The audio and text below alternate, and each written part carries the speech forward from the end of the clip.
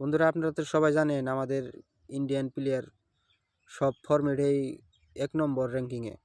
আপনারা তো সবাই জানেন। ওডিআইতে আপনার রোহিত শর্মার বিরাট কোহলি ১ নম্বর ২ নম্বর র্যাঙ্কিং ব্যাটিংয়ে। আপনারা তো সবাই জানেন। অলরাউন্ডার হিসেবে আছে আপনার রবীন্দ্র জাদেজা।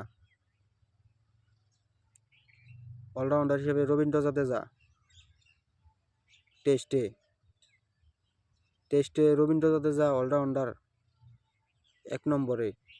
তারপরে আপনার বুমরা ২ নম্বর, আপনার ১ নম্বরে bowling, first bowling Bumrah, Jasprit Bumrah ১ নম্বরে টেস্টে।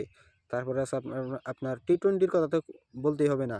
টি-টোয়েন্টিতে আপনার ব্যাটসম্যান ১ নম্বরে র্যাঙ্কিংয়ে আছে আপনার অভিষেক শর্মা। অভিষেক শর্মা ১ নম্বরে টি-টোয়েন্টি ব্যাটসম্যান র্যাঙ্কিংয়ে। তারপরে আছে আপনার হার্দিক পান্ডিয়া অলরাউন্ডার হিসেবে টি-টোয়েন্টিতে ১ নম্বরে। অলরাউন্ডার হিসেবে হার্দিক পান্ডিয়া টি-টোয়েন্টিতে ১ নম্বর অলরাউন্ডার প্লেয়ার র্যাঙ্কিং আছে, ১ নম্বরের র্যাঙ্কিং আছে হার্দিক পান্ডিয়া।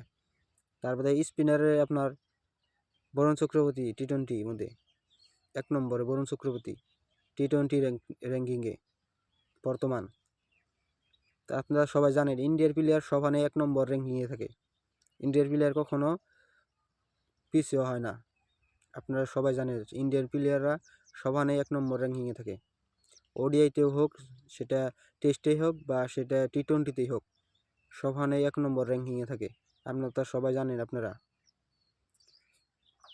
বন্ধুরা, আপনাদের কেমন লাগে ইন্ডিয়ার প্লেয়ার নিয়ে? আপনাদের কেমন একটা ভাব হয়? আপনারা সবাই জানাবেন কমেন্ট করে। বন্ধুরা, ভিডিও আজকে মতো এখানেই শেষ। নেক্সট কোনো ভিডিওতে দেখা হয়েছে। পেজটা ফলো দিয়ে পাশে থাকবেন। ধন্যবাদ।